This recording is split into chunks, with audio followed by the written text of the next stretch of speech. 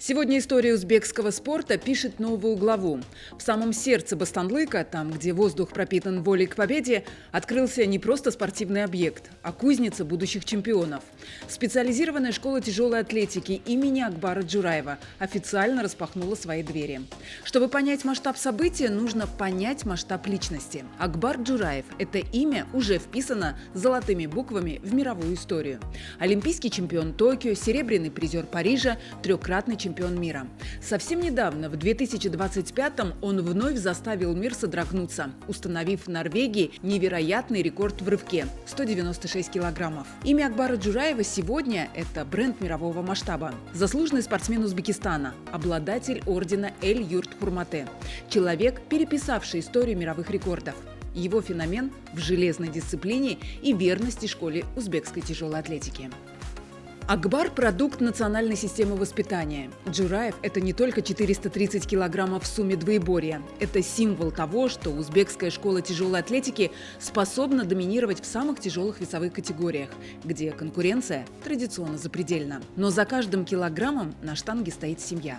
Акбар пришел в спорт вдохновленный старшим братом Азизом Джураевым. Это история о преемственности, о том, как пример одного человека может изменить судьбу целого поколения. Muhtaram prezidentimiz tomonidan sportga qaratilayotgan e'tibor biz alohida shu og'ir atletika sport turiga e'tiborlari biz uchun juda katta yutuq. Shunaqa og'ir atletika zallari chetga viloyatlarda ham qurilayotgani uchun biz juda xursandmiz va bu men uchun juda katta motivatsiya va shu Olimpiada 2028-yil Los-Anjelesga o'tgan Olimpiadada ham shu zal qurilgan zalni oqlash uchun shu oltin medalni olishga va O'zbekiston Olimpiya qo'mitasi delegatsiyasiga ham shu medallar soni bo'yicha hissa qo'shishga harakat qilaman. Kasaba uyushmalar tomonidan hozir juda ham e'tibor qaratilyapti. 2021-yil ham shu qur'atlarga og'ir atletika zal quramiz degan paytlari ham bunaqa zal xayolga ham kelmagan. Lekin hozir juda ham zo'r sharoitlar yaratib berdilar. Buning uchun alohida rahmat aytaman. Kelajakda yosh avlod bizlardan ham yaxshi sportchilar chiqishligini harakat qilamiz. Bahodir Aksincha sovetida qurilgan maktablarga biz ham havas qilib, men orzu qilganman va hozir bizga ham shunaqa maktablar qurilib, juda ham xursand bo'ldim. O'sha Akbar Jo'rayev degan anqasini ko'rib, haqiqatan juda ham xursandman. Xudo xolasa bizlardan keyingi avlod, yosh avlodlarni ham shu zallarda bizlardan ham yuqori natijalar ko'rsatishga umid qilamiz va shogirdlarimiz bilan o'sha sportchilar tarbiyalab, O'zbekiston davlatiga hissa qo'shadigan sportchilar tarbiyalashga harakat qilamiz. Bu yilgi maqsad kelayotgan Osiyo o'yinlarida o'tkazsalar kumush medal bo'lib qolganda endi misolga oltinga aylantirishga harakat qilaman. Va jahon chempionati bor, Xitoyda bo'lib o'tadigan o'sha xitoylik raqibim bor, Olimpiadaga chiqqan. O'sha bilan endi o'zini davlatida shu yutib kelishga harakat qilaman. Va Olimpiada o'yinlarida ham shu yurtimiz sha'nini yuqoriga ko'tarib, shu prezidentimiz xursand qiladigan sportchilar qatorida bo'lishga umid qilaman. Большие победы не случаются в одиночку.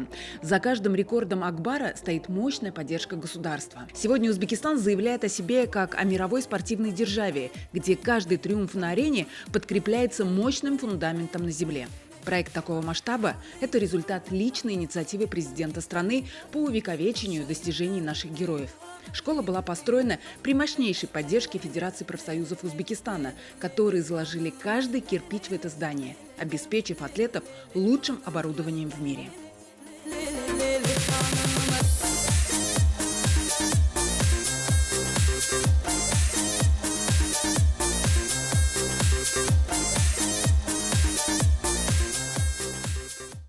Soyliq qishlog'ida Bo'stonliq tumani Akbar Jo'rayev nomidagi maktab sport klubi, sport maktabi tashkil qilingan ochilish marosimiga ishtirok etdik. Bu esa o'sha muhtaram prezidentimizning aynan 2024-yilgi 137 sonli qarorlari ijrosini ta'minlash maqsadida kasaba uyushmalari tomonidan qurib topshirildi. Og'ir atletika oilasiga, og'ir atletika sportchilariga juda bir katta sovg'a bo'ldi desam mubolag'a bo'lmaydi.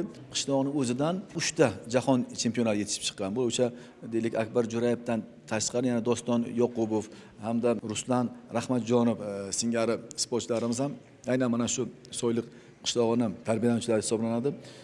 Bu sportchilarimiz deylikki o'sha oddiy maktab sharoitida o'sha maktabni isitish xonasiga shug'ullanib, o'sha yerdan voyaga yetgan sportchilarimiz bo'lsa, endi bugungi zamonaviy talablarga javob beradigan darajadagi katta bir inshootni bu qishloqda barpo etilishi, men o'ylaymanki, yanada bizni chempionlarimizdan ko'paytiradi. O'sha bizning murabbiylarimiz yaxshi kasaba uyushmalari bilan hamkorlikda o'sha yaxshi sportchilarni tarbiyalab, kelajakda ham sog'lom turmush tarzini targ'ibot qilish xalqimiz orasida, ham xalqaro maydonda O'zbekistonni imijini oshirishda, O'zbekistonni obro'yini xalqaro maydonda oshirishda, o'sha madhiyamizni yangilatib, bayrog'imizni ko'targan holatda yurtimiz rivojiga sport orqali hissa qo'shadigan darajadagi yoshlarni tarbiyalaymiz degan umiddaman. Символично, что школа открылась именно сейчас, 25 марта, в дни празднования Навруза, когда природа обновляется и наш спорт.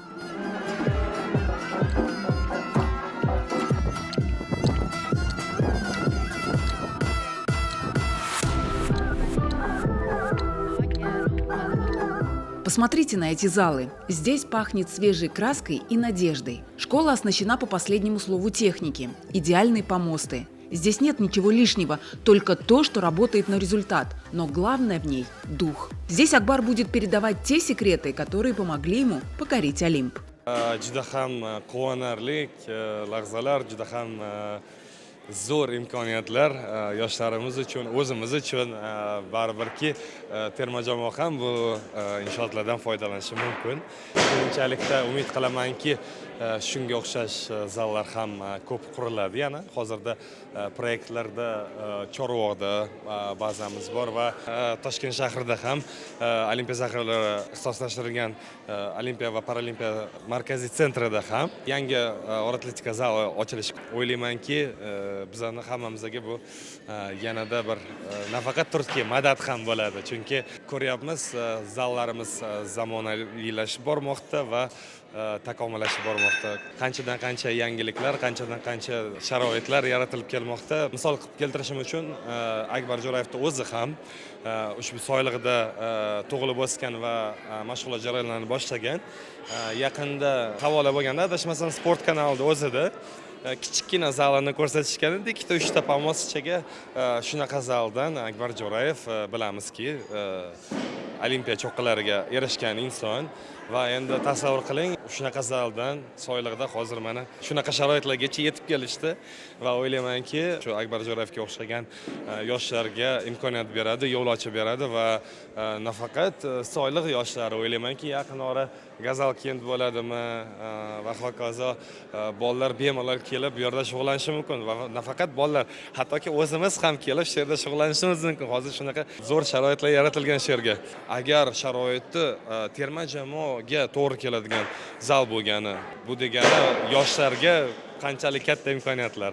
Shuning uchun o'ylaymanki, bu nafaqat foydalanish kerak, unumli, to'g'ri foydalanish kerak va nasib qilsa, albatta, juda ham ko'p yoshlar ushbu zaldan yangi nomlar paydo bo'ladi.